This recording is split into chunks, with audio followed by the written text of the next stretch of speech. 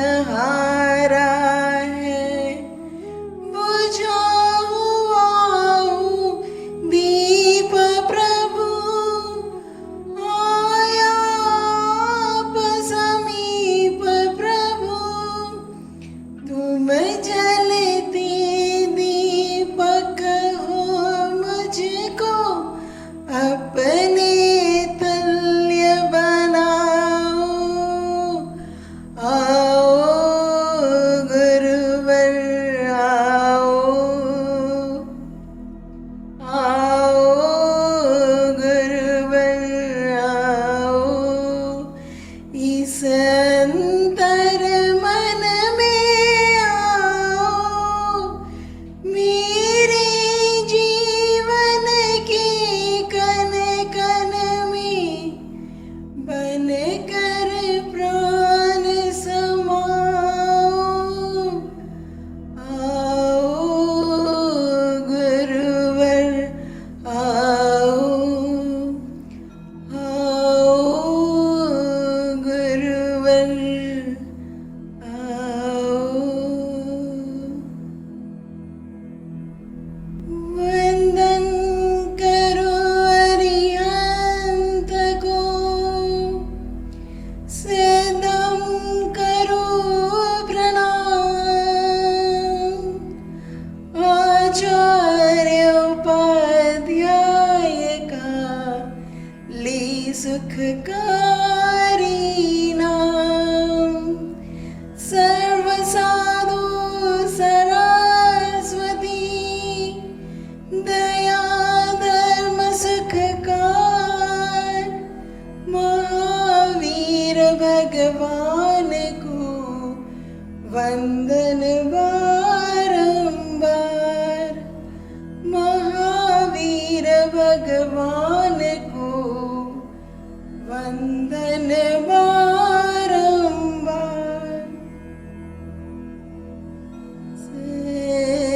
सद्गुरुनाथ महाराज की जय।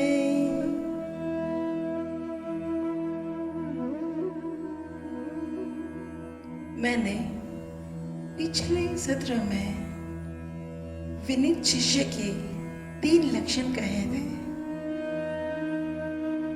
मैं हर बार कहती हूँ, जीवन में सद्गुरु का मिलना बड़ा सौभाग्य है, अभाग्य है तुम्हारा कि तुम्हारे जीवन में श्री गुरु का, परम कल्याणकारी गुरु का पदार्पण हुआ है। हाँ, लेकिन ऐसे परम कल्याणी गुरु के जीवन में आने के बाद भी यदि शिष्य विनीत ना हो सका तो परम दुर्भाग्यशाली है। आज हम अविनीत शिष्य के लक्षणों पर कुछ चर्चा करेंगे। अविनीत शिष्य के लक्षण, जो विनीत शिष्य के लक्षण थे, ठीक उसके विपरीत अविनीत शिष्य के लक्षण है। पहला, गुरु की आज्ञा और निर्देश में न रहना। दूसरा, श्री गुरु के सानिध्य और सेवा से दूर रहना।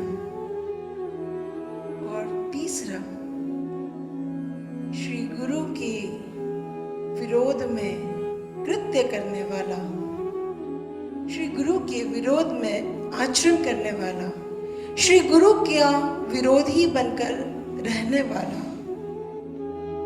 यदि ये 3 लक्षण है, सूक्ष्म रूप में भी है, तो वह शिष्य अविनय को धारण किए हुए है। हाँ, जैसे विनय धर्म का मूल है, वैसे ही अविनय अधर्म का मूल है। ये अविनय तुम्हारे लिए बहुत नुकसानदायक है। आज थोड़ा सा विस्तार में देखेंगे। श्री गुरु के आज्ञा में न रहना, श्री गुरु के निर्देशों को न मानना, कई बार आधा अधूरा मान लेना, कई बार लोग लाज में मान तो लेते हैं लेकिन भीतर से नहीं, बाहर से दिखावा कर देते हैं कि हाँ हम मान रहे हैं, लेकिन भीतर से न उनकी आज्ञा का पालन करते हो, न उनके निर्देशों का पालन करते हो। अपने मन को चलायमान कर देते हो, अपने मन और अपनी चाहना को उनकी आज्ञा के ऊपर, उनके निर्देशों के ऊपर कई बार रख लेते हो। हाँ, कई बार जबरदस्ती मानना पड़ता है इसलिए मान लेते हो, कई बार लोक लाज में भी मानना पड़ता है। आश्रम में हो, सारे शिष्यों के साथ हो, तो बाकी क्या सोचेंगे इस डर से भी मानना पड़ता है, मानते नहीं हो। कभी कभी इस जीवन में तुम स्वयं एक नाटककार हो जाते हो। नाटक मन में कुछ और बाहर कुछ और, स्वयं को ही छल लेते हो, मुखौटा पहन लेते हो, अच्छा बनने का, दूसरों को दिखावा करने का। क्रिया में तो कर लेते हो लेकिन भीतर विरोध करते हो। तुम ये मुखौटा, ये नाटक दूसरों के सामने कर सकते हो, लेकिन तुम्हारी अंतरात्मा सब जानती है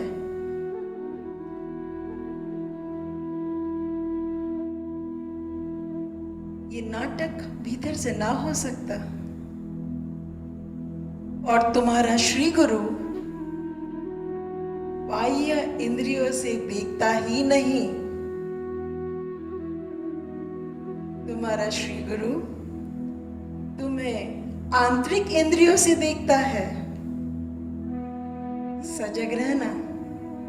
उनकी आंखें कुछ और देख रही होगी ऐसा तुम्हें लग रहा है, लेकिन वो भीतर से क्या देखता है इसकी कल्पना तुम नहीं कर सकते। श्री गुरु की दोनों इंद्रियां काम करती है, आंतरिक भी और बाह्य भी।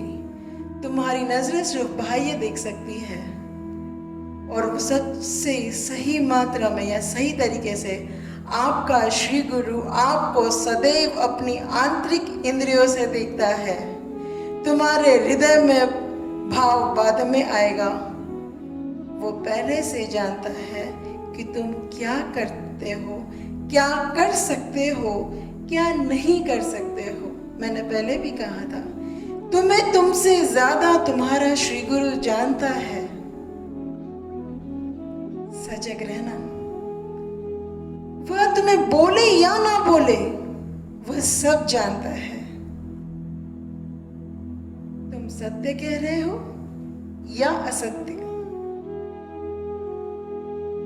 सच्चाई और अच्छाई तो सिर्फ इसी में है कि एक बालक की भांति जो भीतर है वही बाहर प्रकट कर दो। जो भीतर है, मुखौटे मत पहनना। श्री गुरु का हृदय बहुत कोमल है। हो सकता है कि वे तुम्हें ना बताए, तुम्हारे हृदय को ठेस नहीं पहुंचाना चाहते, तो वे तुम्हें ना बताए कि वे क्या देख रहे हैं, और तुम्हारा मुखौटा उनसे छूटने नहीं वाला। लेकिन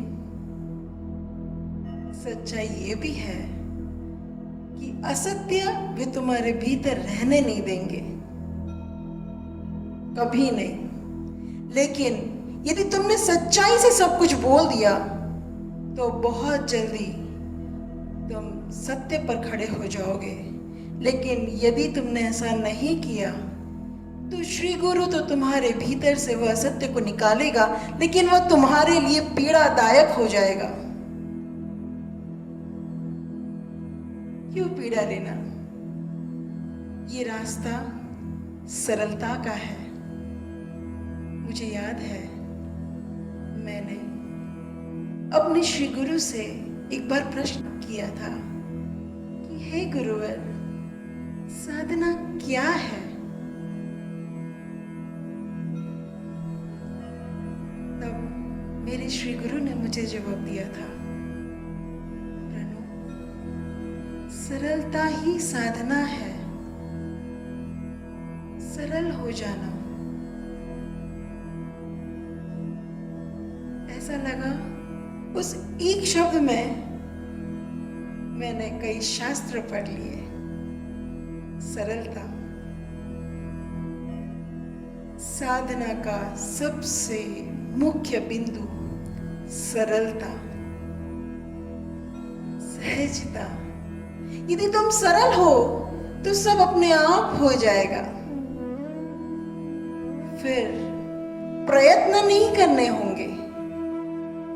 तुम्हारी सरलता स्वयं सारे कार्य बहुत आसानी से करा देगी।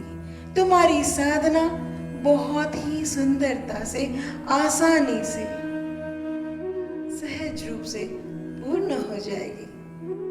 सरलता, इस मार्ग में, हृदय में सरलता सदा धारण करना। यदि आज तुम दुखी हो, पीड़ित हो, क्योंकि तुमने सरलता से जीवन नहीं जिया। जो सरलता से जीवन जिएगा उसके जीवन में दुख तो कम आएगा, लेकिन उस दुख से उबारने वाले अनंत हाथ आ जाएंगे। सरल रहना उस बालक की भांति। मुखौटे मत पहनना, नाटक मत करना, श्री गुरु को समर्पित कर देना, अपनी अच्छाई भी और अपनी बुराई भी। हाँ, श्री गुरु ने कब कहा कि मुझे सिर्फ अच्छे शिष्य चाहिए? वे तो तुमसे प्यार करते हैं और पूर्ण प्यार करते हैं, तुम्हारा कल्याण करना चाहते हैं। जब वे तुम्हें स्वीकार करते हैं तो तुम्हारी अच्छाइयों के साथ और बुराइयों के साथ, दोनों के साथ स्वीकार करते हैं। इस प्रेम में कभी भी कोई कंडीशन नहीं है। ये निस्वार्थ प्रेम है। इसीलिए यदि इस मार्ग पर आसानी से चलना चाहते हो, लुढ़कना नहीं चाहते, सहज तरीके से इस पथ पर चलना चाहते हो, तो सबसे पहले सरलता, सहजता और सत्यता को अपने हृदय में सदा सर्वथा के लिए धारण कर लेना। श्री गुरु तुम्हें सतत मार्गदर्शित करते हैं, शिक्षा देते हैं। सुनते हो, कुछ समय अच्छा लगता है। उसकी जो आयु है ना, या तो उस समय के लिए या थोड़ी देर और होती है, और फिर अपनी बुद्धि लगा लेते हो, या सच कहो तो कुबुद्धि लगा लेते हो। कभी समय का बहाना, कभी संबंधों का बहाना, कभी संसारी कर्मों का बहाना। ये तीनों स तुम्हारे सौभाग्य को दुर्भाग्य में बदल देते हैं। तुम्हें साधना के सुपथ पर चलने ही नहीं देते। तुम्हें इस संसार की माया में सदा सर्वथा उलझाए रखते हैं, और अपने ही इस मोह निद्राओं से तुम उठ ही नहीं पाते। हाँ, निद्रा बहुत अच्छी लगती है, मीठी मीठी लगती है। सुबह सुबह की नींद अति प्यारी लगती है। माँ कहती है उठ जा, भीतर से आवाज आती है उठ जाना चाहिए। लेकिन नींद तो नींद है, खुद ही को जवाब दे देते हैं, उठता हूं ना, बस थोड़ी देर और सो लेता हूं। ये जीवन में भी करते हो और साधना पथ में भी करते हो। जीवन में तो फिर भी उठना पड़ता है, क्योंकि कुछ करोगे नहीं तो पेट पलेगा कैसे। लेकिन साधना में मोह निद्रा में ऐसे सोए कि गुरु लाख जगाए। लेकिन ये वही है उस लकड़हारे की कहानी। अभी आता हूँ, थोड़ी देर में आता हूँ, थोड़ी देर में करता हूँ, हाँ करता हूँ ना। लेकिन ये संसार की निद्रा तुम्हें जागने ही नहीं देती।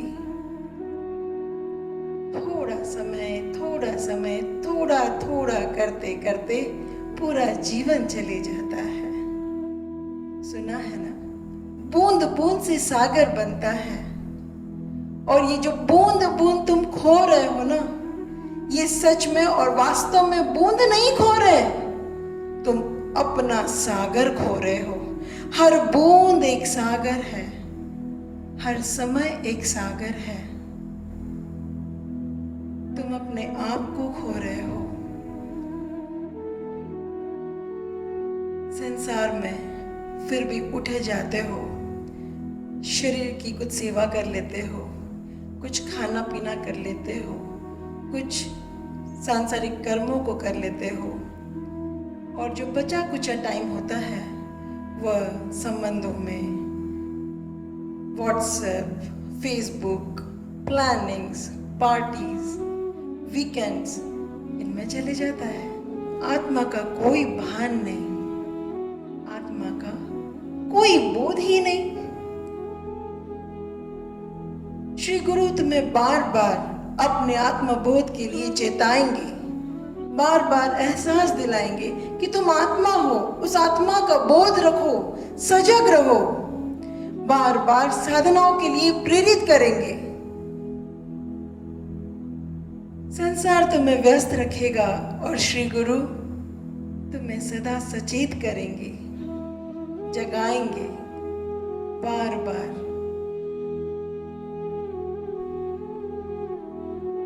मैं सदा कहती हूँ, गुरु के जीवन में एक चीज हमेशा के लिए होती है, सदा होती है, इंतजार। इंतजार, तुम्हारा इंतजार, उस ध्यानी पुरुष का, उस लकड़हारे का इंतजार। हाँ, जब आप अपने श्री गुरु से मिले थे, तब तुमने अपने श्री गुरु को स्वयं को सौंपते हुए कहा था, अब सौंप दिया इस जीवन को श्री गुरु तुम्हारे चरणों में। तुमने एक बार सौंप दिया और उसने स्वीकार कर लिया, और उसके बाद तुम्हारा और तुम्हारे श्री गुरु के बीच एक वादा चला। एक ऐसा वादा, इस साधना पथ पे चलने का, तुम्हारे कल्याण का वादा तुम्हारे श्री गुरु ने किया, और तुमने समर्पण का वादा किया था। लेकिन तुम अपने संसारी कृत्य में अपना वादा भूल गए। लेकिन तुम्हारा श्री गुरु उस वादे को कभी नहीं भूलता। वो जिंदगी भर इस वादे को निभाता है, और सिर्फ जिंदगी भर नहीं, इस जीवन में और आने वाले सदा हर जन्मों में वो अपने इस वादे को निभाता रहेगा। वो कितना ही व्यस्त हो, श्री गुरु कितना ही व्यस्त होता है, लेकिन सच्चा शिष्य उसके हृदय में सदा रहता है। उसका कल्याण उसके साथ चलता है। वो एक क्षण, एक पल भी अपने शिष्य को नहीं भूलता। तुम अपना वादा भूल गए, लेकिन आपका श्री गुरु पक्का वादा करता है। ये संसार तुम्हें सदा भटकाता है, और गलती से भी यदि तुम आध्यात्मिक होने लग जाते हो, तुम्हारा थोड़ा समय अध्यात्म की ओर जाने लग जाता है, तो फिर एक और नई मुसीबत। परिवार वाले डर जाते हैं, कहीं संन्यास तो ना ले लेगा। पति या पत्नी, उनमें एक नया भय होता है, कहीं छोड़कर तो नहीं चले जाएगा। संबंधी लोगों को लगता है पता नहीं अब तो ये आध्यात्मिक हो गया, सांसारिक कार्य को छोड़ देगा और कहीं चले तो नहीं जाएगा। सबको अपने अपने स्वार्थ दिखाई देते हैं। यदि संसार में खो गया, तब संसार में भय नहीं होता, क्योंकि वो एंजॉय कर रहा है। और आज नहीं करेगा तो कब करेगा? वीकेंड्स पार्टीज तो होती है ना, आज टाइम है, युवा अवस्था है, आज कर लो एंजॉय, ये संसार कहता है। लेकिन जैसे ही आध्यात्मिक होने लग गए, तब यही संसार ये कहता है ये कोई उम्र है, ये तो बात की चीजें हैं, बुढ़ापे में करते हैं। पर क्या बुढ़ापा आएगा ये निश्चित है? अब इस कोरोना काल ने सब दूध का दूध और पानी का पानी कर दिया।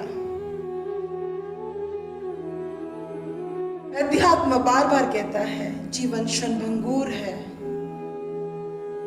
इस जीवन का कोई ठिकाना नहीं।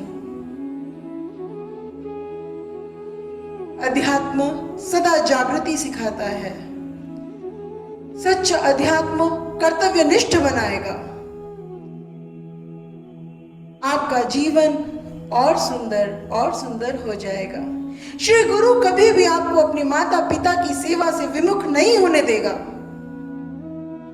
हाँ, सांसारिक माया जालों में हो सकता है कि तुम अपने माता पिता के प्रति दुर्लक्ष्य कर लो, लेकिन श्री गुरु तुम्हें सदा सर्वदा अपने माता पिता की सेवा सिखाएंगे। संसार में फिर भी यह संभव है कि तुम अपनी मर्यादाओं से भटक कर गलत राह चुन लो, लेकिन आपका गुरु आपको मर्यादित जीवन और सही और गलत में फर्क समझाएगा। इसीलिए ना माता पिता को डरने की आवश्यकता है, ना पति पत्नी को या किसी संबंधियों को डरने की आवश्यकता है, क्योंकि एक सच्चा शिष्य एक ऐसा जीवन जीता है जिससे वो स्वयं तो अच्छा होता है, अपने आसपास एक ऐसी अच्छाई बिखेरता है, एक ऐसा वातावरण निर्मित करता है। वो अपनी साधना की सुगंध से पूरे वातावरण को सुगंधमय बना देता है, सुंदरता से बिखेर देता है। वो अपनी अच्छाई से सबका कल्याण करता है। इसलिए आध्यात्मिक होने में डरना मत। यदि आपका बच्चा आध्यात्मिक होना चाहे, उसे होने देना, कभी मत डरना। आजकल बच्चे पिक्चर देख रहे हैं, एंजॉयमेंट के नाम पर हमारी संस्कृति की धज्जियां उड़ा दी है।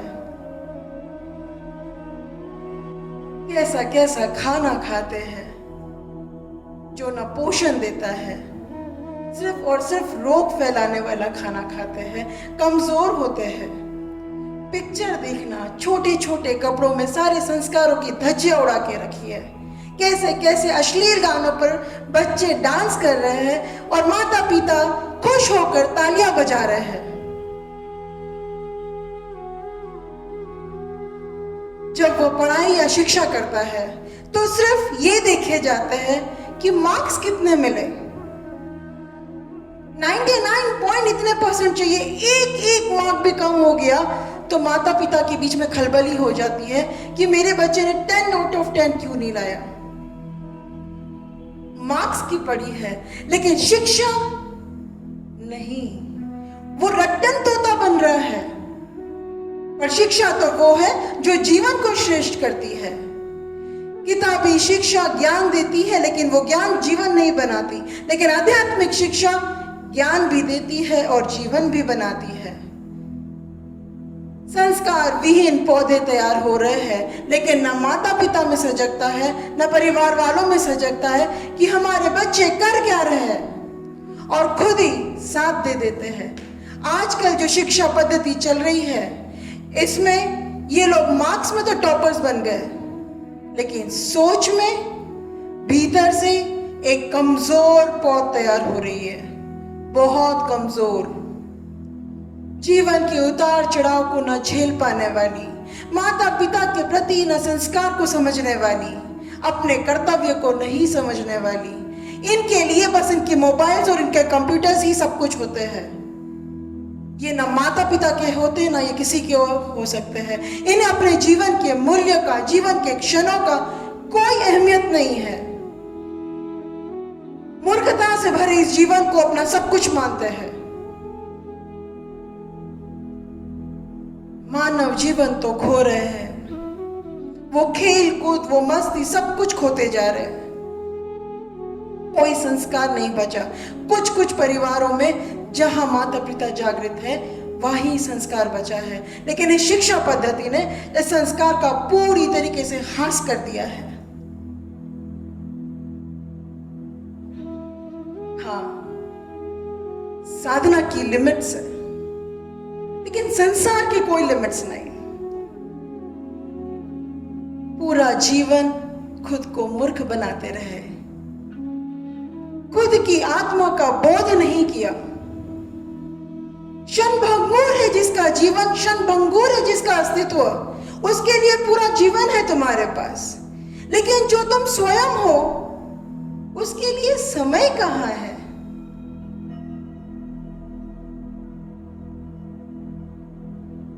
कोई समय नहीं इस आत्मा के लिए, कोई प्लानिंग्स नहीं है इस आत्मा के लिए, कोई वीकेंड्स, कुछ भी नहीं है इस आत्मा के लिए। हाँ, जब कभी विचारों से घिर जाओ, रोगों से भर जाओ, जब मन में अशांति लगे, तो कुछ समय चले जाओ मंदिरों में माथा टेकने के लिए।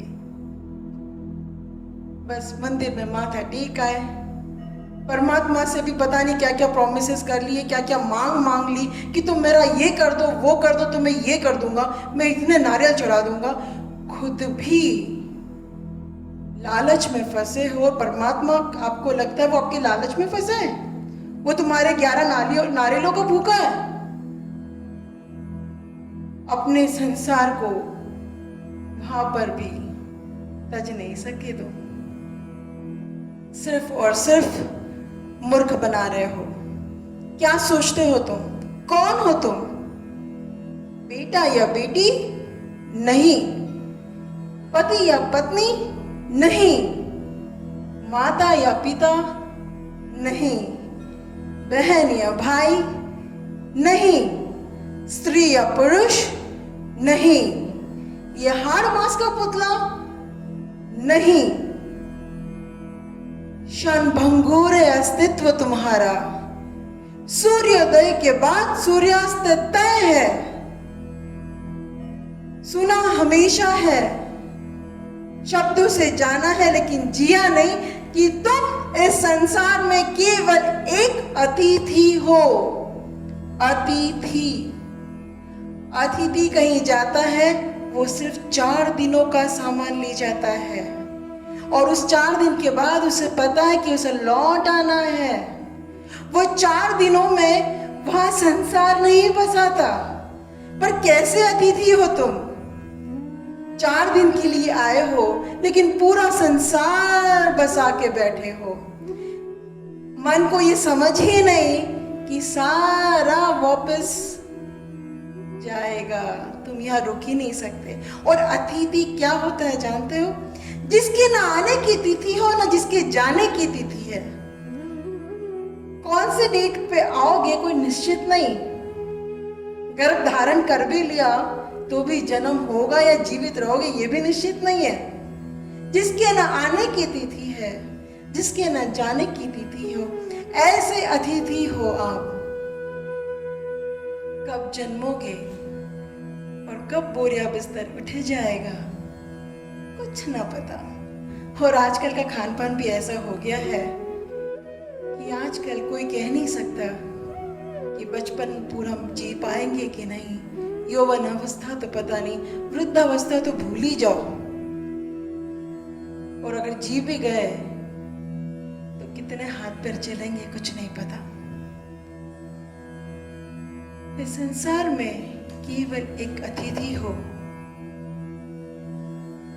यदि इन तथ्य को समझ गए होते, इस आत्मबोध को समझ गए होते ना, तो कभी भी अपने गुरु की आज्ञा का उल्लंघन ना होता, कभी भी निर्देशों का उल्लंघन ना होता।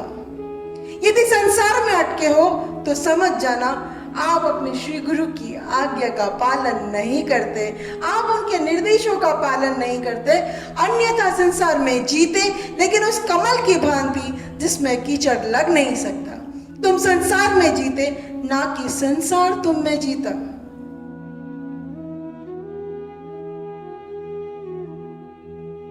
झांक लेना भीतर, नाप लेना स्वयं को। क्या सच में गुरु की आज्ञा और निर्देश का पालन किया है तुमने?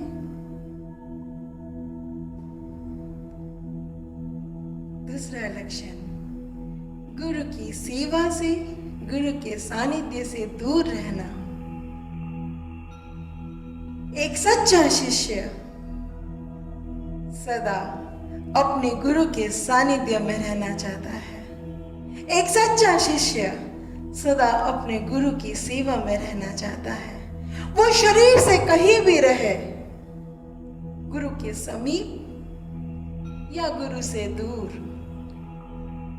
लेकिन उसका अंतस, उसका हृदय, उसका मन सदा सर्वथा केवल और केवल अपने गुरु के सानिध्य में रहता है और हर क्षण हर पल वो केवल अपनी गुरु की सेवा करता है।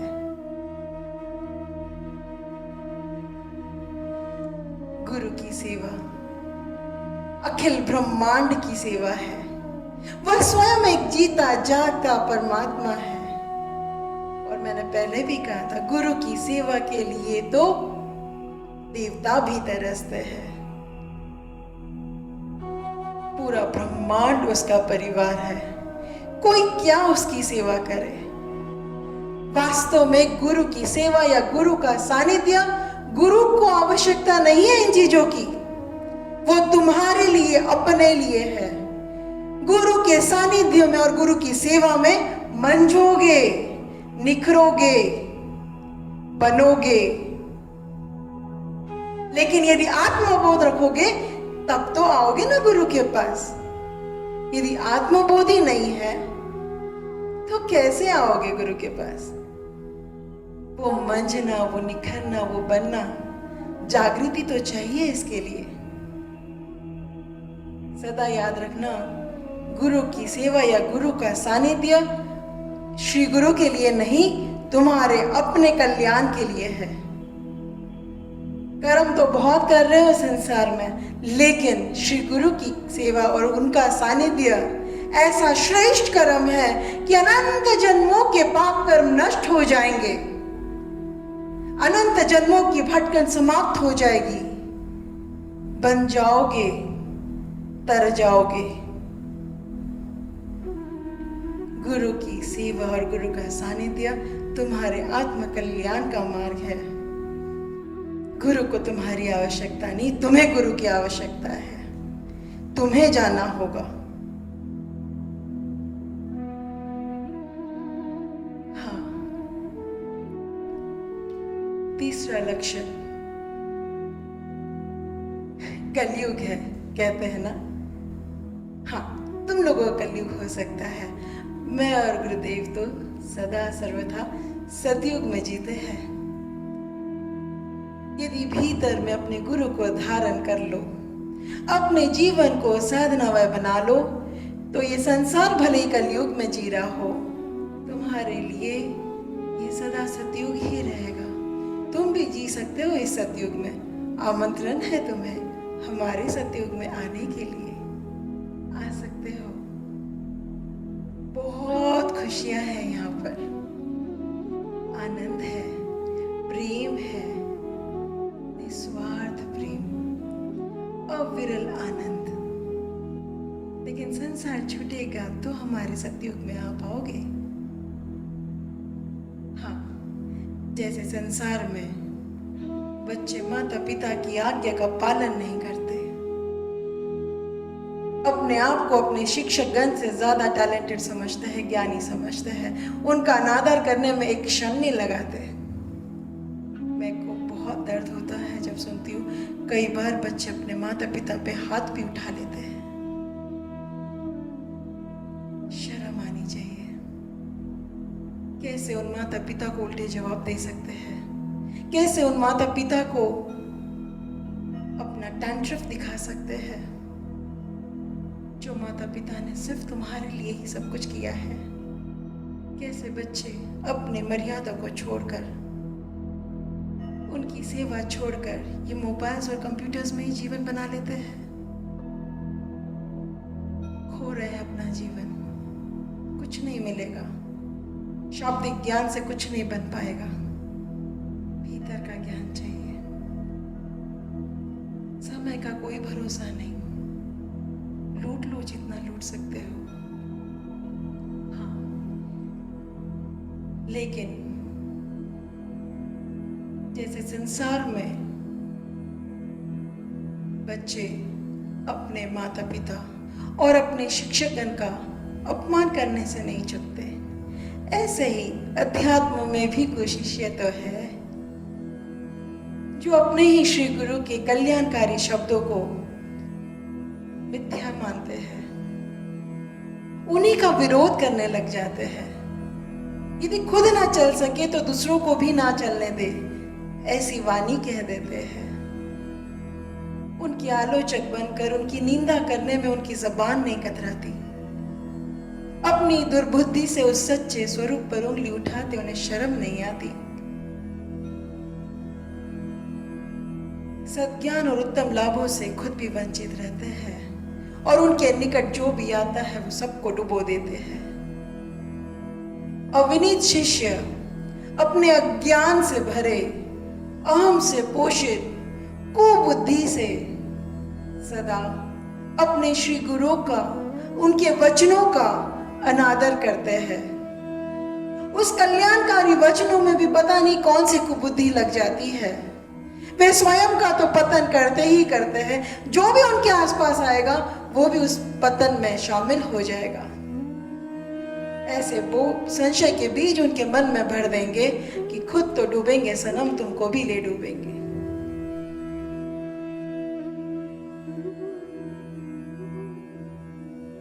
श्री गुरु के विरोध में बोलना, उल्टा सीधा बोलना, कोई भी शब्द, कोई भी भाव, कोई भी क्रिया श्री गुरु के विरोध में ना करना, ना मन से, ना वचन से, न काया से। हाँ, जब मैं श्री गुरु कह रही हूं तो श्री गुरु में सब कुछ समाहित है। श्री गुरु को जान पाओ ऐसी बुद्धि कहा। श्री गुरु का मतलब है श्री गुरु और उनके निकट, उनके हृदय में, उनके परिवार में, उनके आसपास के सारे लोग, श्री गुरु का पूरा परिवार। जब आप अपने श्री गुरु की सेवा करना चाहते हो तो उनके परिवार की भी सेवा श्री गुरु की ही सेवा है। लेकिन ये मन है ना, श्री गुरु की सेवा तो करता है लेकिन परिवार का अनादर करने में चूकता नहीं। श्री गुरु की सेवा अर्थात उनके पूरे परिवार की सेवा, उनके माता पिता की सेवा, उनकी बच्चे से लेके जो कुछ उनके हैं, उनके परिवार में जो कोई है, उस संपूर्ण परिवार की सेवा। क्योंकि आज यदि तुम्हारा श्री गुरु कुछ है तो वो उनके माता पिता के वजह से है, उनके श्री गुरु के वजह से है। तो श्री गुरु को अकेला मत समझना। और सबसे बड़ी बात मैंने पहले भी कहा, अखिल ब्रह्मांड है उसका परिवार। यदि श्री गुरु की सच्ची सेवा करना चाहते हो तो इस दुनिया में ऐसी कोई आत्मा नहीं जिसकी सेवा तुम ना करो। हर आत्मा उसका अपना परिवार है। गलती से भी एक भी आत्मा का दिल दुखा दिया तो वो श्री गुरु का ही अपमान है। हर पशु, हर फूल, हर पक्षी, हर एक जो आत्म स्वरूप है, उन सब की सेवा ऐसे करना जैसे तुम अपने श्री गुरु की करते हो। वही सम्मान और वही सत्कार देना भूलना मत। हर शिष्य गुरु की संतान है। जब भी आश्रम में रहना, ऐसे रहना कि हर शिष्य उनकी अपनी संतान है, इसलिए किसी का दिल मत दुखाना। बोलने करने से पहले सोच लेना, सजग रहना। हरि रूठे तो रूठे, श्री गुरु कभी ना रूठे। हरो रुष्टि गुरु स्त्राता, गुरु रुष्टि न कश्चन, तस्मात् सर्व प्रयत्नेन श्री गुरुं शरणं व्रजेत्। यदि गुरु रुष्ट हो जाए, यदि परमात्मा रुष्ट हो जाए तो गुरु संभाल लेगा। यदि परमात्मा रुष्ट हो जाए तो गुरु संभाल लेगा। बाकियों की बात ही कहा। इस संसार में पूरा संसार तुमसे रुष्ट हो जाए, श्री गुरु की शक्तियां तुम्हें संभाल लेगी, सब कुछ सही कर देगी। लेकिन यदि श्री गुरु तुमसे रुष्ट हो जाए तो इस संसार में एक ऐसी कोई शक्ति नहीं जो तुम्हें संभाल पाएगी, कभी भी नहीं। एकमात्र शक्ति है, यदि तुम्हें संभाल पाएगी श्री गुरु के रुष्ट हो जाने पर, तो वह स्वयं तुम्हारा श्री गुरु ही है। यदि गलती हो जाए, चले जाना अपने श्री गुरु के पास, श्री चरणों में बैठ जाना। वही एकमात्र शक्ति है जो तुम्हें बचा सकती है। उसके बाद क्षमा मांग लेना। कभी भी उनका विरोध मत करना। ऐसे अटकोगे, ऐसे भटकोगे, अनंत जीवन भटक जाओगे। उसके बाद कोई तारने वाला नहीं होगा, कोई बचाने वाला नहीं होगा। सारे गुनाह माफ है, पर ये गुनाह माफ नहीं। सारे गुनाह ठीक किए जा सकते हैं, लेकिन गुरु द्रोह कभी मत करना, गुरु निंदा कभी मत करना, गुरु विरोधी कभी मत बनना, कभी मत बनना।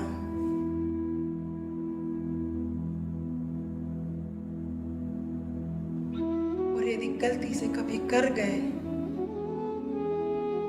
समय मत लगाना, उसी क्षण चले जाना। यदि मन में एक बुरा भाव भी आ गया तो अपने श्री गुरु के समक्ष जाकर कह देना, मुक्त हो जाओगे। मैंने पहले भी कहा था, जब भी नकारात्मक शक्तियों को तुम्हारे जीवन में कुछ नकारात्मक करना होगा, वह सबसे पहले तुम्हारे मन में अपने श्री गुरु के प्रति विद्रोह के बीज बोएगी। और जैसे ही तुम्हारा मन श्री गुरु के प्रति नकारात्मक भाव से भरा, कि नकारात्मक शक्तियां पूर्ण ताकत से तुम्हारे जीवन को तहस नहस कर सकती है। इसलिए यदि श्री गुरु का विरोध या नकारात्मक भाव उठे, सजग हो जाना और क्षमा मांग लेना अपने गुरु से। कुछ नहीं होगा। आपका गुरु बहुत कोमल हृदय है, वो तुम्हें क्षमा कर अपने सीने से लगा लेगा। वो कभी भी तुमसे रुष्ट नहीं हो सकता, तुम्हारे कृत्य से रुष्ट हो सकता है, तुमसे रुष्ट नहीं हो सकता। वो तुम्हें अनंत प्रेम करता है, अनंत प्रेम। उसकी प्रेम की कोई सीमा नहीं, उसकी प्रेम की कभी कोई सीमा हो ही नहीं सकती।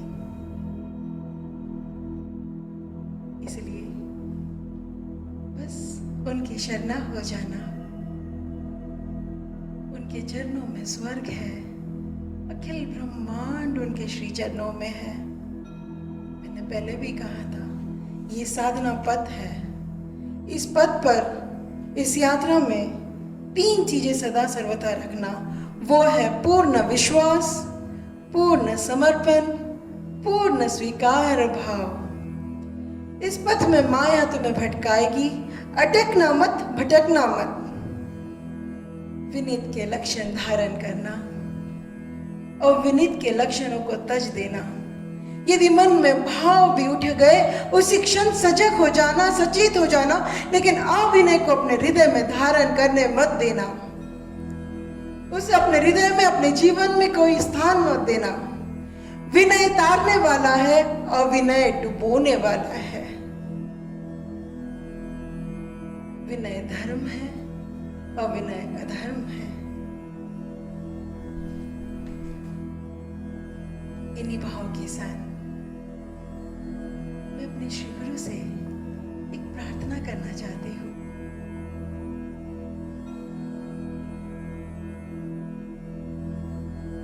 ये मेरी अर्जी है, मैं वो हो जाऊं जो तेरी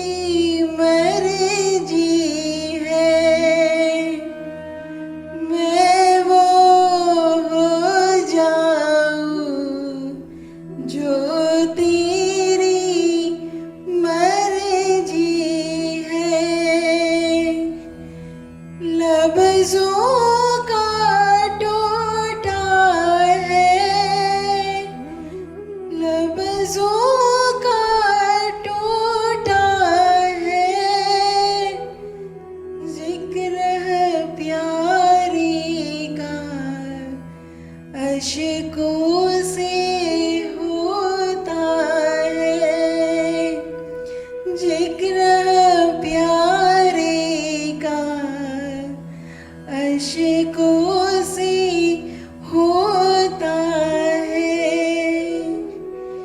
पीने झट पहचाना, पीने झट पहचाना, दीवानों में था मैं सबसे दीवाना, दीवानों में था मैं सबसे दीवाना। मन का दर्पण मांझा, मन का दर्पण मांझा,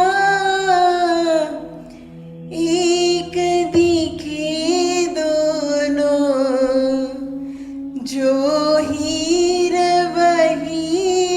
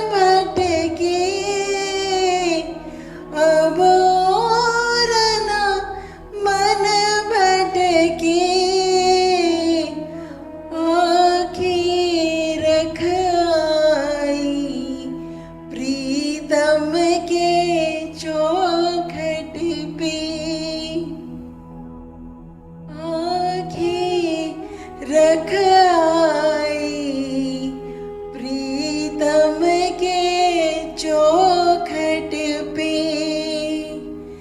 जग रोक न पाएगा, जग रोक न पाएगा, मीरा नाचेगी जब प्रेम नचाएगा, मीरा नाचेगी जब प्रेम नचाएगा। ये मेरी अर्जी है, मैं वो हो जाऊं जो तेरी मर्जी है, मैं वो हो जाऊं जो तेरी मर्जी है, जो तेरी मर्जी है। ज्या ज्या